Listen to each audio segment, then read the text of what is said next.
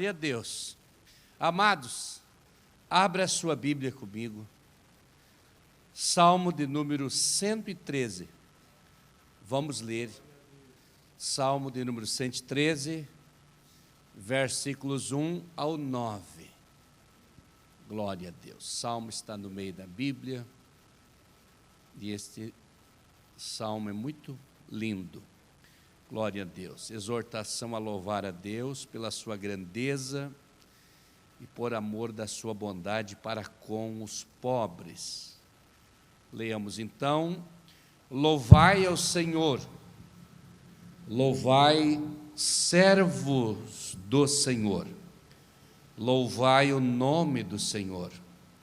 Seja bendito o nome do Senhor, desde agora e para sempre, desde o nascimento do sol até ao ocaso.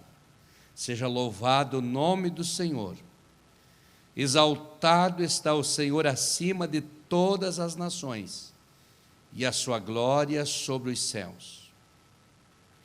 Quem é como o Senhor nosso Deus, que habita nas alturas, que se curva para ver o que está nos céus e na terra, que do pó levanta o pequeno, e do monturo ergue o necessitado, para o fazer assentar com os príncipes, sim, com os príncipes do seu povo, que faz com que a mulher estéril habite em família e seja alegre mãe de filhos.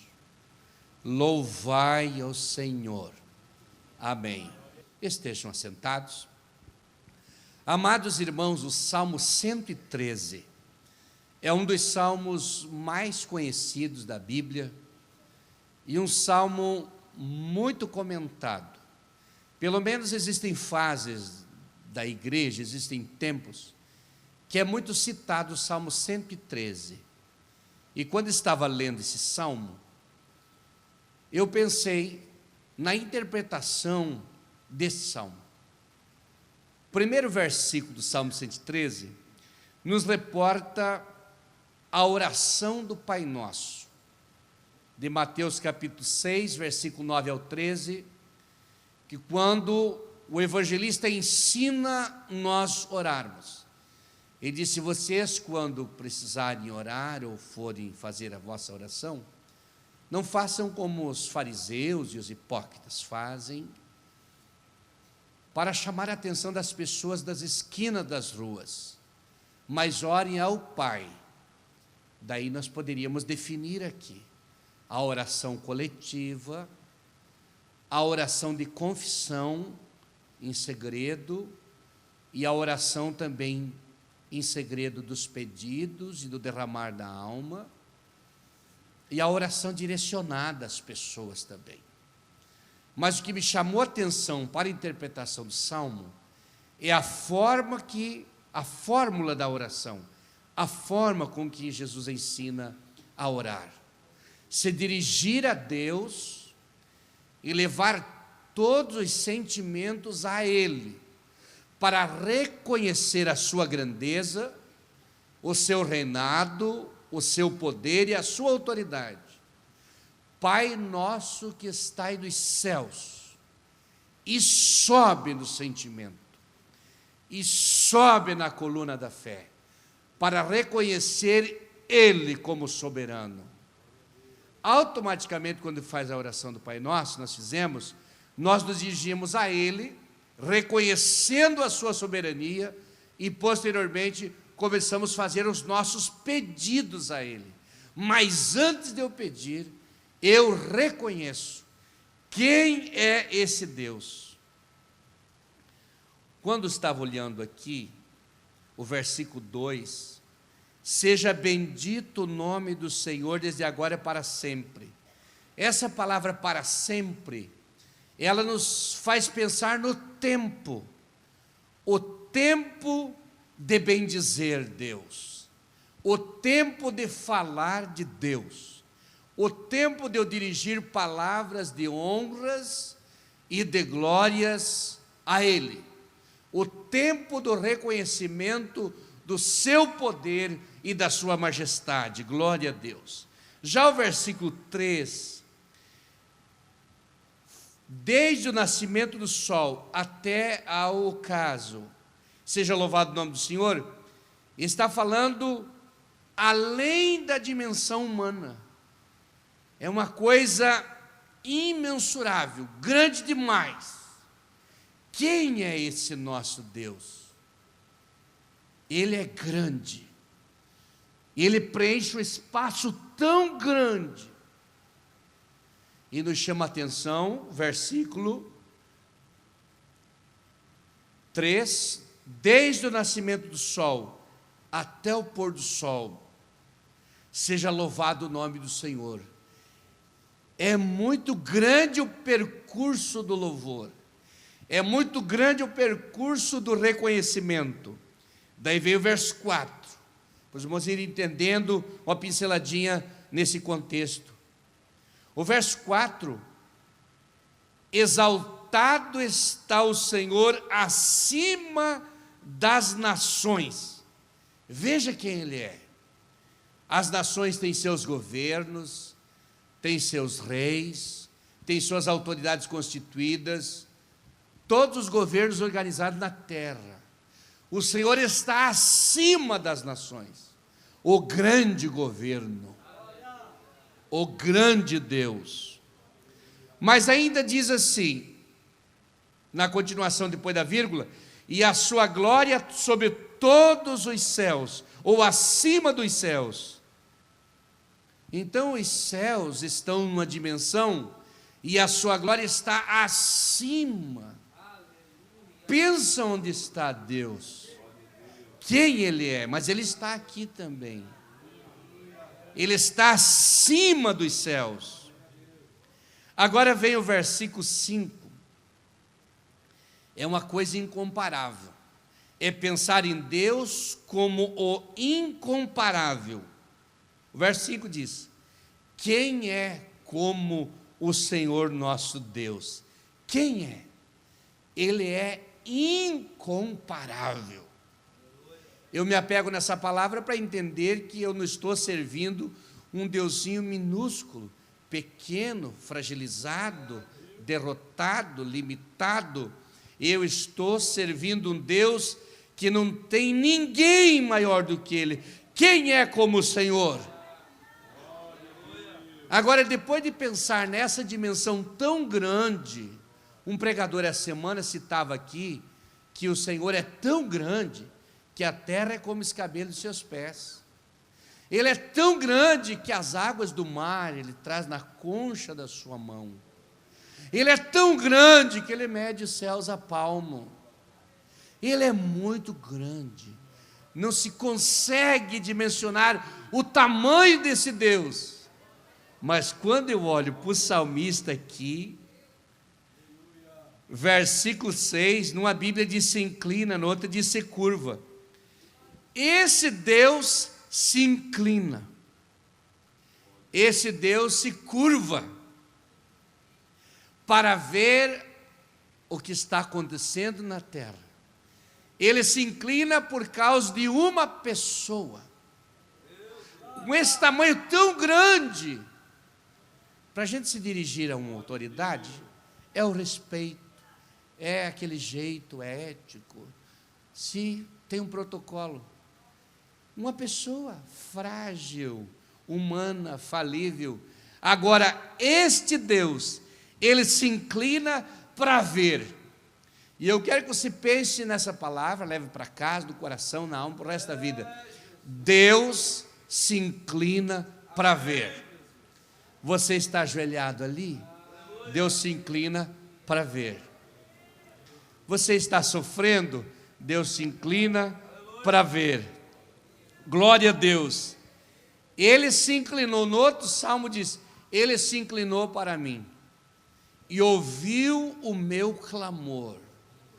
Parece ver aquela majestade, aquela grandeza se inclinando, fazendo uma análise antropomórfica e pensando no desenho de Deus como se fosse um homem. Então pensaria numa mão, pensaria num pé, pensaria nos olhos, pensaria na força humana. E a Bíblia descreve assim, para a gente poder entender Deus. E diz: a mão do Senhor não está encolhida, para que não possa salvar. Os olhos do Senhor não estão fechados, para que não possa ver. Os ouvidos do Senhor não estão tapados, para que não possa ouvir. Agora ele se inclina. Há poucos dias, numa das campanhas de orações que tivemos, naquela primeira noite da oração, na outra anterior, com a experiência que eu tive pessoal, eu estava ajoelhado naquele banco lá, 1h da manhã, e eu senti que o Senhor se inclinou para mim naquela hora. Parece que alguém chegou do meu lado, se ajoelhou e me abraçou, como alguém que diz: eu estou aqui, eu me inclino para você. Não se inclinar para o ser humano, em favor de você, ficar mais claro, em benefício de você. Deus se inclina. Esse texto, todo crente tem que ter na mente, no coração, como uma arma de guerra. Quem é como o Senhor nosso Deus, que habita nas alturas e que se curva para ver o que está nos céus? Primeiro ele se curva para ver o que está nos céus, então os céus estão abaixo dele. E depois assim, e na terra, lá embaixo, aquela pintinha preta como a pintinha do bico de uma caneta, é o que está vendo lá, aquela bolinha lá. Na profundeza da dimensão, está lá a terra, e ele se inclinou para ver. Isso é tão grande, irmãos. São muitos planetas e planetoides e asteroides, e meteoros e meteoritos, e fragmentos, e outras fagulhas espalhadas por esse universo, sem se esbarrar, sem se chocar, porque a coordenação dele é inteligente e é forte. Ele está comandando tudo. E milhões de pessoas gritando na terra, e ele ouve um por um. E disse aquele hino bonito: e não se esquece de ninguém. E às vezes a gente fica chorando e pensando: Deus não está me vendo, Deus não está me abençoando. Mas ele se inclina para ver os céus e a terra. Ele se preocupa e ele não esquece de ninguém. Não, Deus vai ouvir aquelas pessoas de mais orações, os mais espirituais, os mais sábios, os mais preparados no contexto teológico. Numa questão natural, nós pensamos isso e oramos para que isso aconteça, mas numa questão sobrenatural, ele está olhando. Olha para quem aqui, ó. Do pó levanta o pequeno, aquele que se sente o mais miserável, aquele que se sente o mais pequeno, aquele que se sente o derrotado, o incapaz, o fragilizado. Glória a Deus. Levanta do pó o pequeno. Glória a Deus. Onde estava Paulo quando Jesus levantou? No pó. Ele era pequeno e estava no pó. Ele estava indo com a sua ruindade, a sua dureza, a sua incredulidade para perseguir os cristãos. E no caminho de Damasco, Deus se manifestou a Paulo. E Paulo caiu no pó, lá dos altos céus da glória. O Senhor olhou e viu Paulo caído lá embaixo, Do pó levanta o pequeno. Pense em você. Pensa em eu penso em mim. E você pensa em você.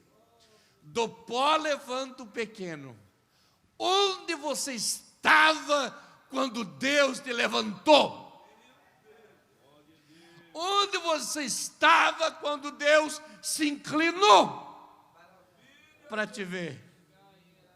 Glória a Deus. Quando eu começo a pensar isso, eu entendo que não sou merecedor desta honra de ser um servo de Deus, deste privilégio de professar o nome do meu Deus. Oh, infinito, grande, excelso, soberano, acima dos governos da terra, e olhar aqui na terra para me ver aqui. Ele olhou de lá e viu você. Do pó ele levanta o pequeno. Está chegando a hora do pequeno se levantar. Pequeno na fé, pequeno na coragem, pequeno na graça, pequeno em tudo. Mas ele se inclinou por tua causa. E o culto hoje, Deus preparou tudo, porque tem algo exatamente com você. Você é o alvo de Deus. Se você não viesse no culto, Deus me daria uma outra palavra. Se Deus não quisesse falar contigo, o assunto era outro. Eu estava orando. E o Senhor me deu muitos sorrisos, muita alegria. E o Senhor falou: cita para a igreja que eu me inclino. Não precisava dizer mais nada. Não precisava explicar esse salmo no contexto teológico, no contexto histórico, no contexto cultural. Isso é bom ensinar a igreja. Mas o Espírito Santo fala com você direto nessa noite.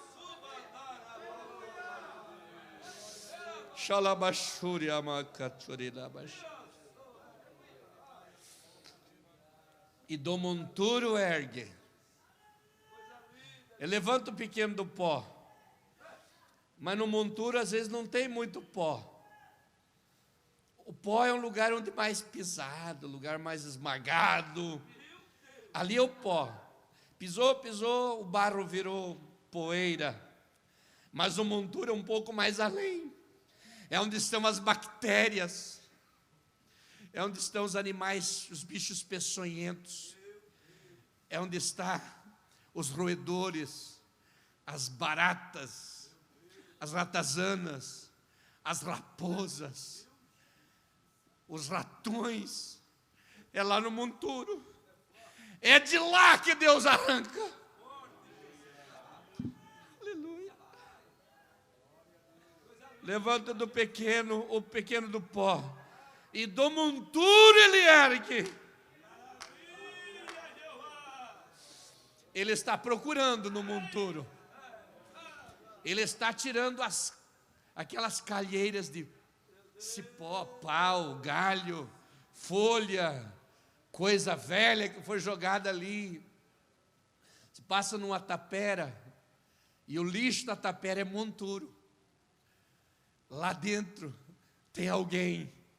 Mas isso não é num contexto literal da palavra. É num contexto espiritual. É num contexto mais prático da história da vida. E ele vai lá no monturo para erguer o necessitado. O monturo do vício. O monturo das amarras. O monturo do pecado. Está ali no monturo. Tem um vulto só ali. As pessoas passam e não veem, mas está no monturo. Mas alguém vai lá procurar e acha no monturo para tirar de lá. O Espírito Santo está hoje pegando alguém do monturo e tirando. Ergueu o pequeno do pó, esse já está aqui. O pequeno eu ergo do pó. Mas eu vou arrancar do monturo necessitado. Necessitado de pão, necessitado de água. Se fosse no contexto literal. Mas espiritualmente falando, necessitado de amor, necessitado de carinho, necessitado de fé, necessitado de esperança, necessitado de perdão, necessitado de libertação. Mas uma mão muito forte. Uma mão muito forte. A minha mão não é tão fraca como o homem, mas não tem comparação. É uma mão tão grande, que pega.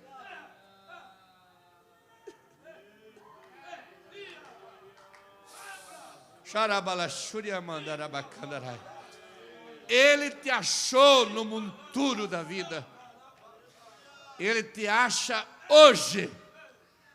E Ele quer fazer um milagre, diz o texto aqui. Sabe onde está a promessa? É para colocar no meio dos príncipes. Para fazer assentar com os príncipes do seu povo. Quem te vê hoje aqui bem trajado, quem te vê hoje aqui com essa característica, jamais vai saber onde você estava, jamais vai saber por onde você passou, jamais vai saber de onde Jesus te tirou. Se fosse fazer um filme, seria um filme de terror talvez, seria um filme proibido para crianças, seria filme talvez proibido para menores de 16 anos, mas você está aqui hoje, porque a mão do Senhor te achou e te trouxe aqui. O Espírito Santo me manda orar agora. Eu quero orar por ti. Ficamos em pé nesse momento.